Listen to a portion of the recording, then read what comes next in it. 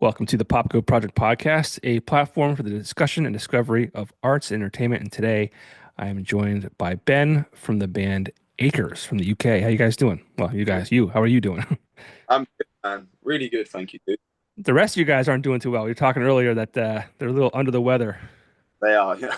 That's Under the weather. unfortunate. I That's thought, unfortunate. yeah, we played we did a festival yesterday. So yeah, a little tired today. It was a long day. I left my house at 5:30 in the morning Man. and we didn't play till 9:45 p.m. So I got home at like 3 a.m. for Wow. yesterday. But the festival was great, really fun. So yeah. Cool, man. Well, you got big news. New album coming out this year. May Uh, 2nd, I believe, right? yep, It's called The Host. yep. All right, awesome. Well, before we get into that, I wanted to kind of get a little background about the band, Acres. How long has the band been together for? What kind of about the history, some of the moving parts, all that kind of fun stuff. Yeah, so Acres started in 2012. So it's been going a long time. I joined Acres in 2015.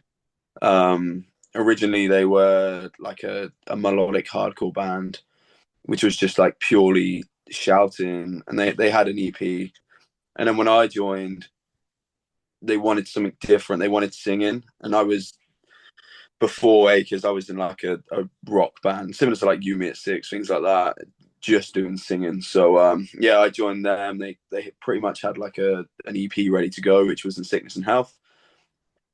We've been going ever since. Yeah, we did Lonely World, first record 2019, second record 2023, and yeah, here we are now on the third one, the host. And what would you describe Acres as far as the music you put out now?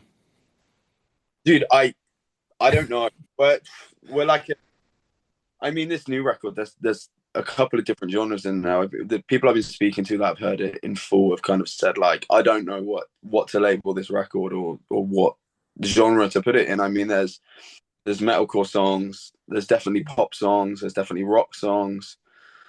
So yeah, I don't know. I'm kind of enjoying being able to be a little diverse right now, which is cool. So I don't want to go ahead and say we're just a straight up metalcore band because I Sure. don't.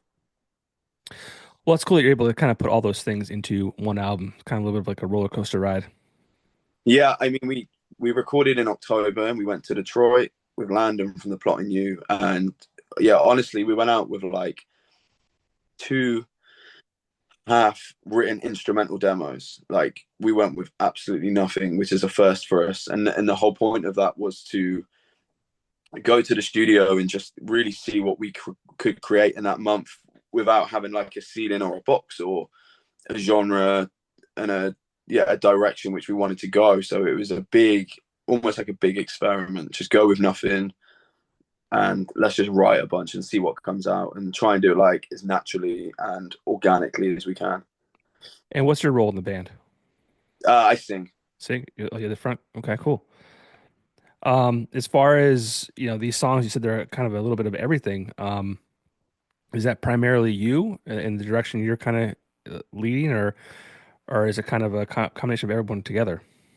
Yeah, I mean it's everybody. After the first record we did, Lonely World, I came out of that album wanting to become a pop band. My vision was just like I think we should be a pop band, and it didn't go that way, thankfully. Which that was like that. I tend to listen to a lot of pop music, and when I get in my head, I'm like we should kind of do this. And yeah, luckily the record after that went way more rocky and slightly heavier.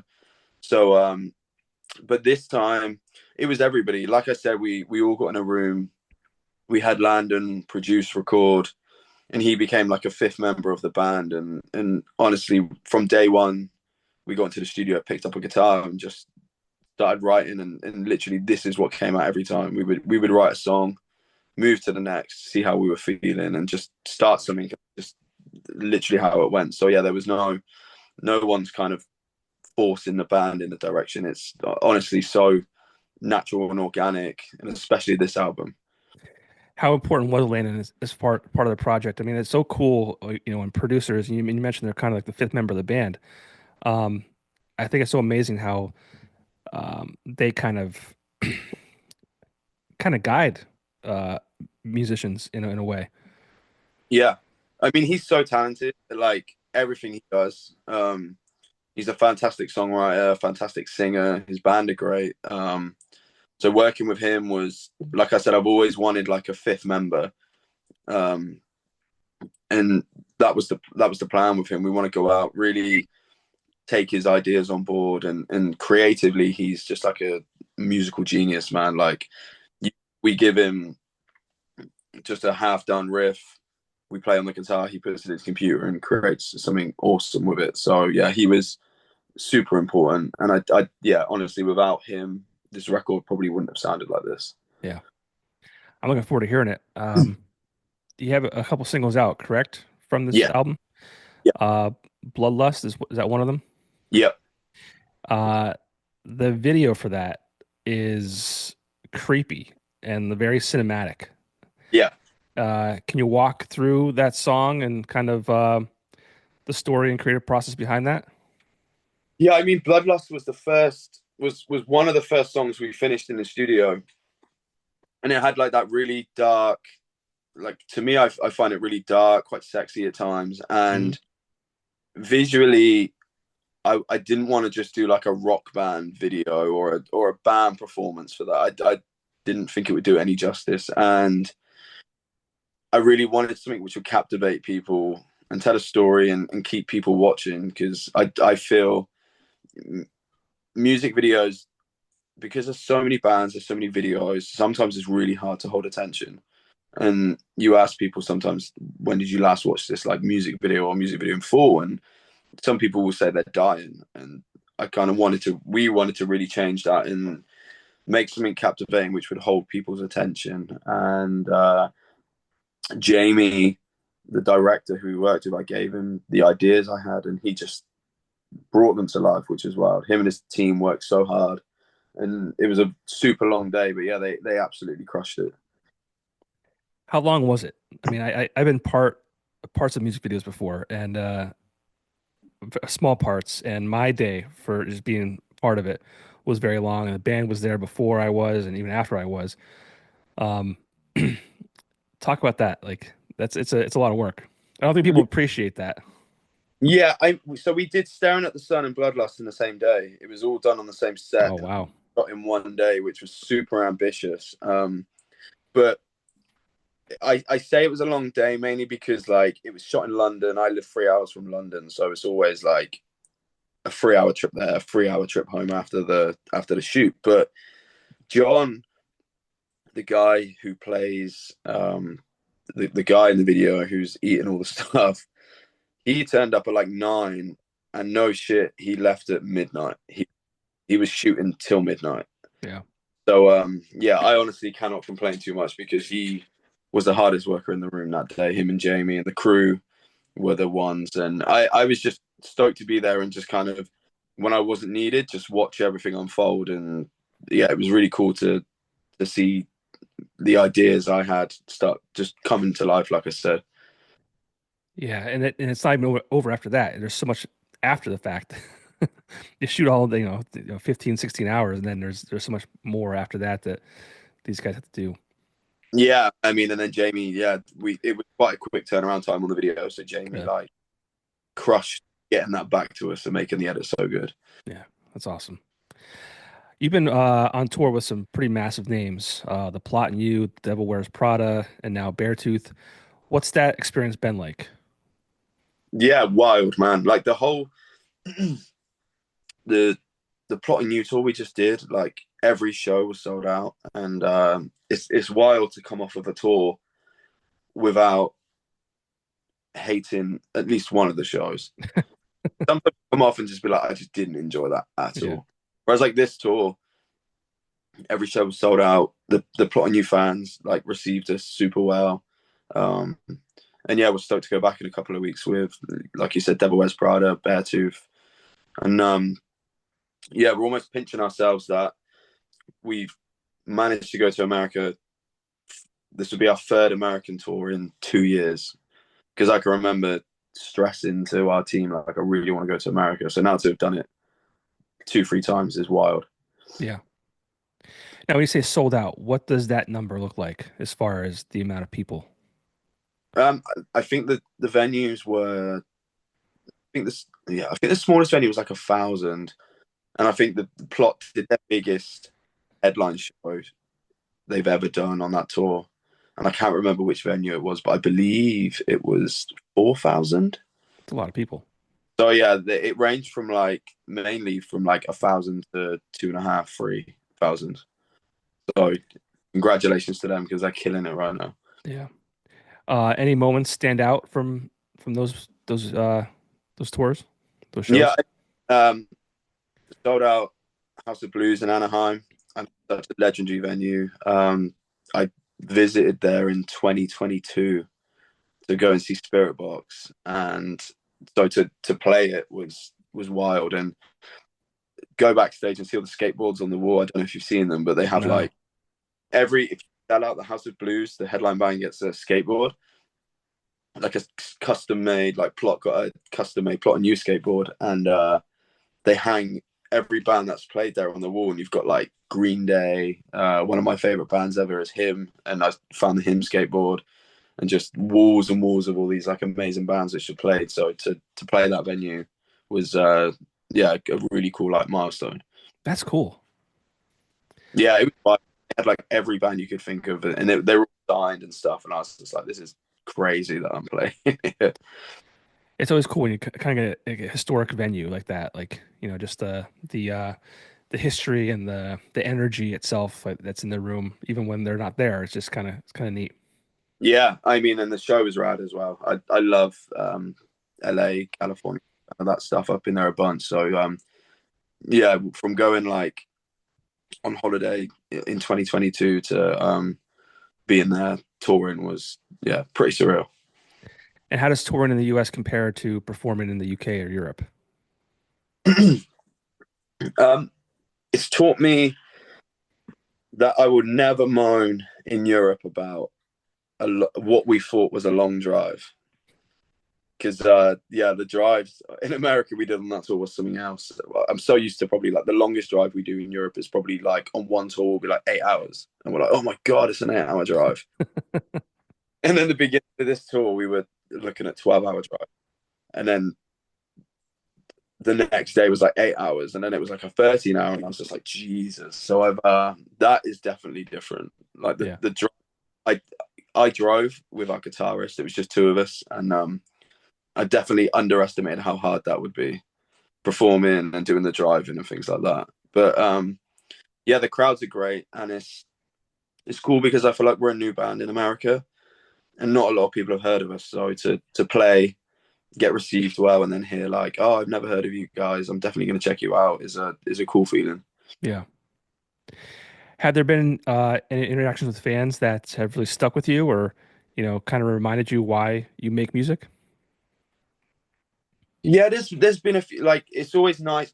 People will come up to us after the shows and just be like, this song or this record like really helped me. And I know some people I do the same with some records. When I'm listening to it, it will remind me of like a good time or a bad time in my life. And I'm sure you can relate to it. If you hear a song, it will take you back. And to hear people say like my music and our music does that for them, like you helped me through like a really hard time, if it was like a breakup or dealing with someone that they've lost, like to know that the music we do means that much to somebody and has helped them that much is something that yeah, I don't definitely don't take for granted. And I always try and speak to as many people.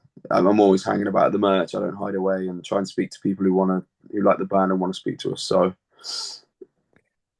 That's like my favorite part of music. Just having that impact on people's lives. And I mean, is that something when you started, like that was kind of something that you knew would happen or that you thought about? Because, you're saying like, people say like, oh, you helped me through this, or, sometimes music helps people, stay alive, right? Like it's so wild. Um, you know, you write a song that can impact people like that. Like it, it's crazy. yeah, I was so unused to it. The first time it happened was in Acres, and when I first joined, and my first song with Acres was Miles Apart, and we were somewhere in Europe, and I'd been to Germany once, but never toured Europe or like been as far as like Poland. I remember I think it was Poland, and someone got up to me and said, "This song has really helped me, um, and you don't know how thankful I am to you for that." And that was the first time I had it, and I was like, "Wow, okay, this is." I knew Acres like we're a special band and people were connected, but that was the first time I really felt it. So yeah, it was a really cool feeling, and like I said, something I don't take for granted. So Do you ever think about that when you're like writing songs?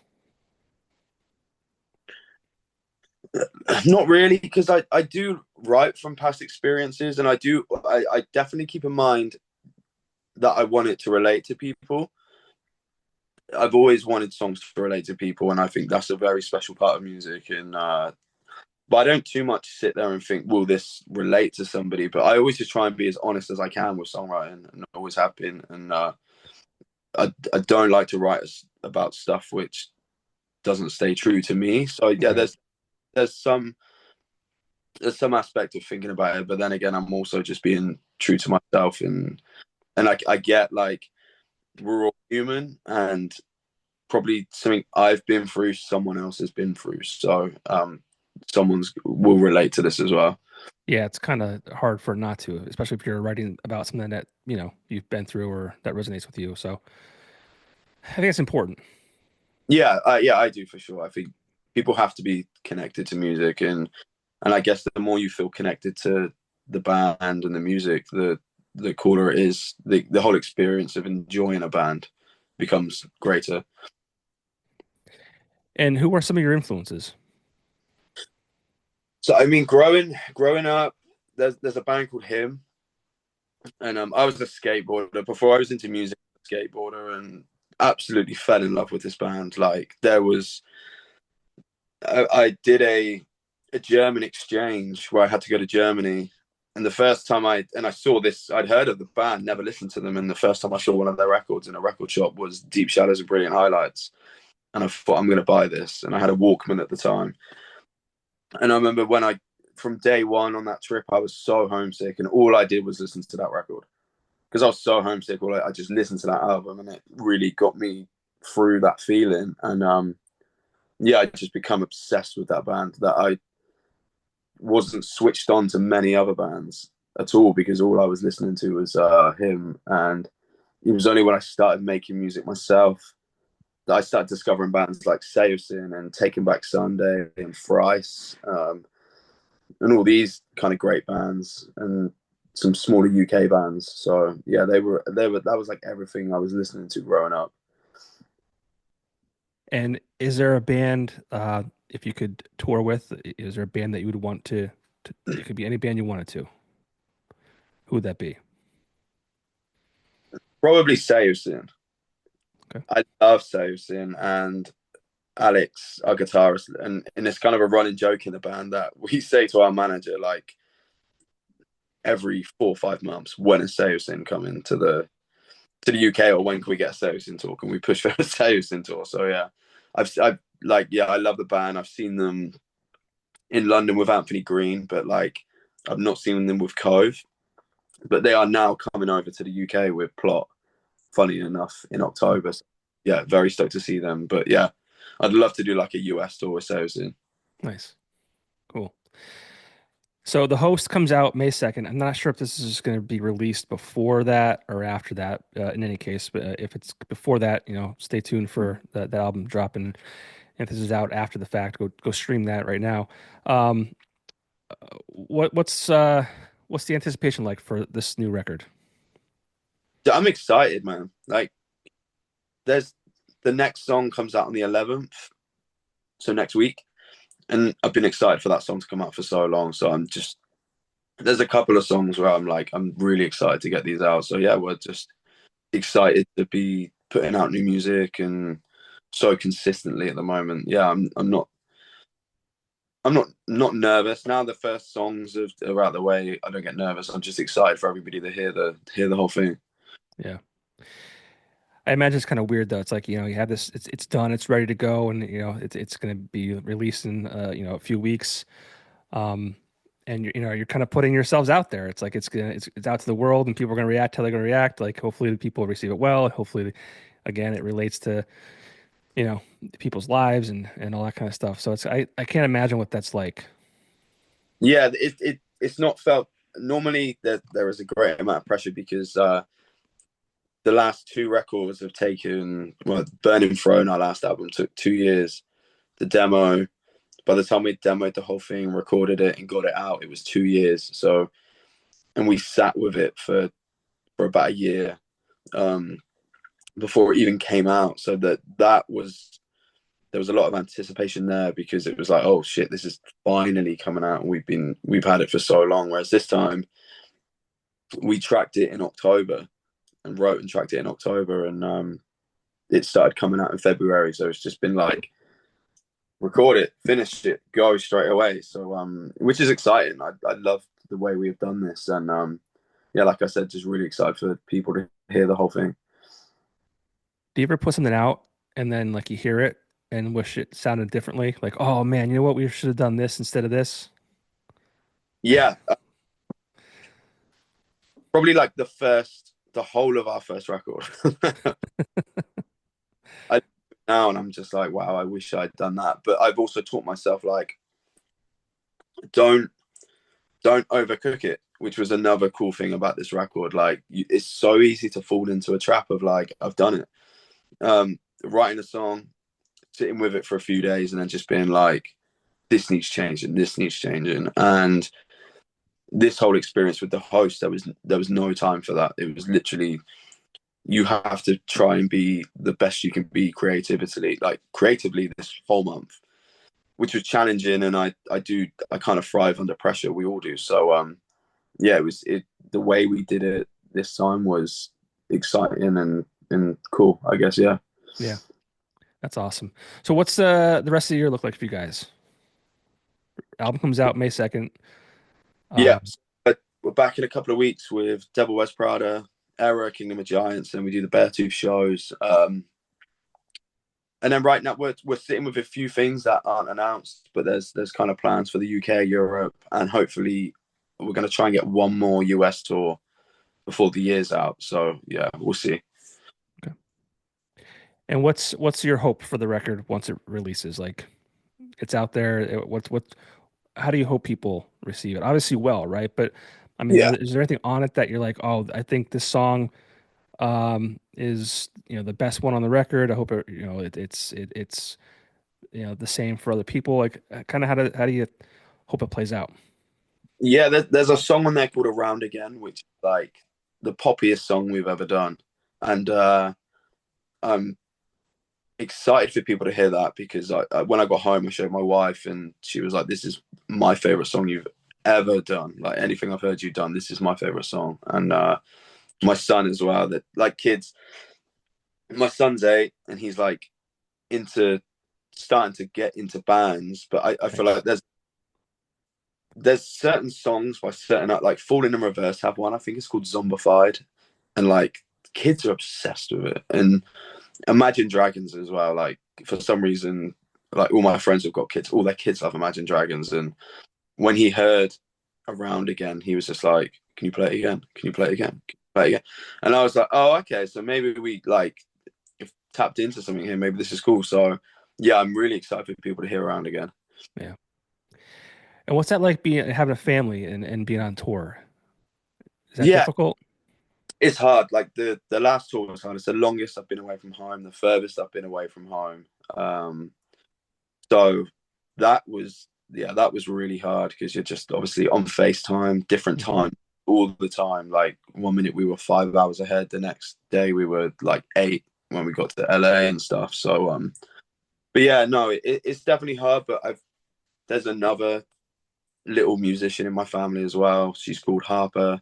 Um, she's a signed artist, things like that. So it's also been a really cool experience to like show her music and watch her grow up doing what she does, and she's killing it right now. So yeah, that's also a very cool thing, like introducing them to music and watching them slowly see what they're kind of discovering and enjoying musically is cool.